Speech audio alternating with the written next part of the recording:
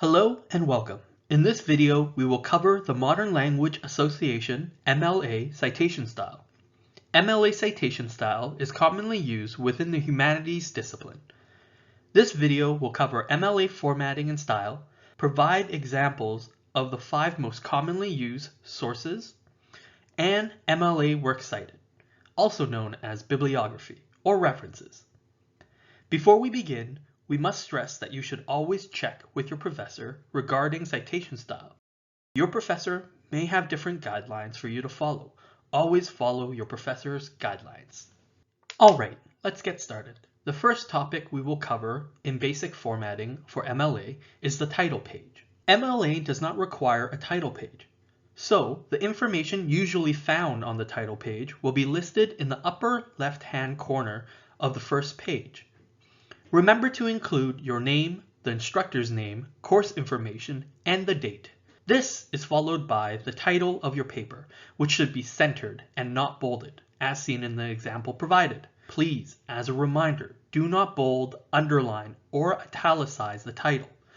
But, once again, please follow your professor's guidelines. They may request a separate page for the title. As for the basic formatting of the body of your paper, you must 1. Double space each line of your paper. 2. Use a legible font. We recommend you use Times New Roman.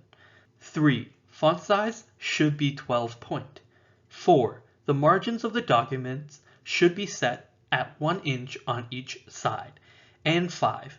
Please remember to number all pages consecutively on the right-hand corner of each page with your last name. Now for the fun part. Well, probably just the most important part. How to cite in MLA. MLA citation style requires you to embed the citation within the text of your research paper. In-text citation should guide your readers or your instructor to a full list of works cited at the end of your paper. This allows your professor or anyone reading your paper to either find out where you found your information from or to follow up on your citation. The in-text citation requires 2 parts.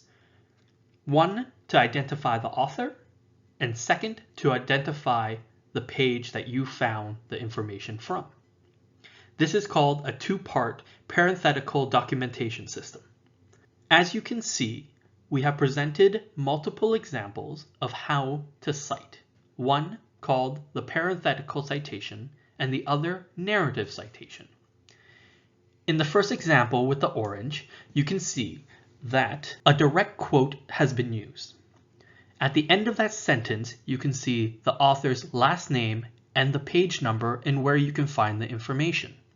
Moving down to the narrative citation, you can see in this example that the author's name has been stated at the beginning of the sentence. Thus, at the end, in parentheses, only the page number is required. The third example shown is when you paraphrase a citation. Although no direct quote has been used, an idea has been used by a different author. Thus, you must place the author's last name and the page where you found the information from at the end. Finally, the fourth example, parenthetical citation with a quote at the end. In the fourth example, it is to illustrate how to place punctuations when the quote is at the end of the sentence. At the end of your paper, MLA requires you to include a works cited page. This page should start on a separate page and should have the words works cited centered on the top of the page. Works cited should be listed alphabetically by last name of author or organization's name, as seen in the example to your right. If a reference continues onto a second line, please remember to use hanging indents. If there are more than 3 authors, list the first author followed by et al. Please remember that all in-text citation must correspond to a works cited citation entry, and vice versa. Do not include work that you have not cited into your works cited. If an electronic book or journal article uses DOI, please remember to include it into your works cited. If a web page is used, please include the link in your citation. As promised, we have included some works cited examples for MLA. The first example being works cited format for books. Works cited format for a chapter in an edited book. Works cite format for academic journals. Works cite format for online web pages. And last but not least, works cite format for social media, in this case, a tweet. Please feel free to pause the video and take a closer look at each citation format. We understand that citation or citing can be quite overwhelming for many students. We hope that this guide has helped you in feeling more comfortable with how to cite using the MLA system. However, we have not gone through every single possible citation format for all the resources that you could possibly obtain information from. Thus, we have included 2 separate links for extra resources that can help you fill in these gaps. The first one being the Modern Language Association MLA style. It's a direct website from the people who created the MLA citation style. But the most useful website, I believe, would be OWL Purdue's online writing lab.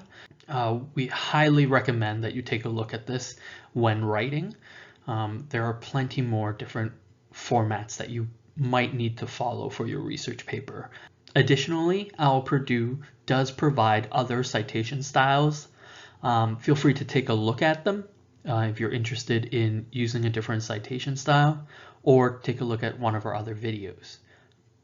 And finally, in the spirit of giving credit where credit is due, these are the sources that we've consulted to create these videos.